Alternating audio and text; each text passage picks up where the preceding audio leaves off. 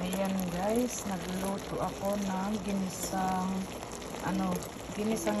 ground beef na nilagyan ko ng green beans galing sa aking garden.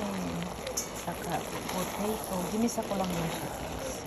Wala akong ibang hinalo dyan, kundi ginisa ko lang sa kamatis, bawang, sibuyas. Ayan guys, yan. Wala, hindi ko yan nilagyan ng ng tomato sauce or whatever. Basta ginisa ko siya sa kamatis, onion, garlic, tapos yun. Yan. Tapos yung sunod. Ayan, kain tayo. Luto na siya. Ayan. Maiba naman tayo. Ayan. Gisa-gisa lang. Yan, yan. Only rice na naman tayo nito.